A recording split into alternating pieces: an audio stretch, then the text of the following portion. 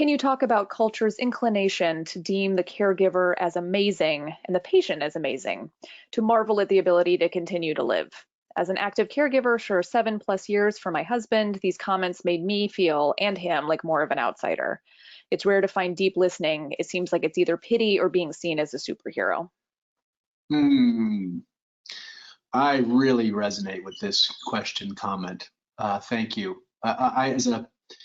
As someone who has a mother who's lived with a disability my whole life and most of hers, and then as someone who's become physically disabled myself, I'm very used to these projections. Is that I'm like either Frankenstein or I'm some sort of Christ figure. It's really, and of course I'm neither. Your point is your point is really, really well taken. What to do about it? I mean, what I think this points to is that we continue as a society to labor under this notion that, that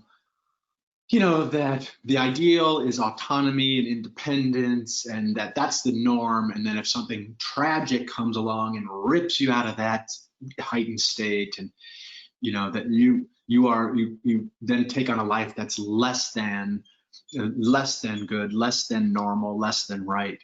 So I have over the years figured that buried in this sort of polarized response we get from people around these subjects has to do with just some inadequate and inaccurate suppositions about what it means to be independent, about the normalcy of illness and disability and death, et cetera. So I think that's the major critique here, is our social order around these things and how we collude to keep these issues out of our normal daily activity.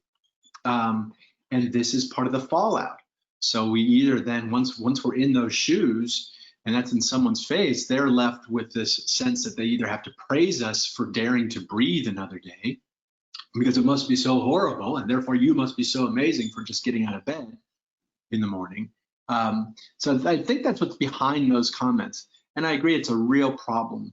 And on the receiving end, it can be so lonely making, because like you're saying, we know that we're neither Frankenstein nor Jesus. So thank you so much for that comment.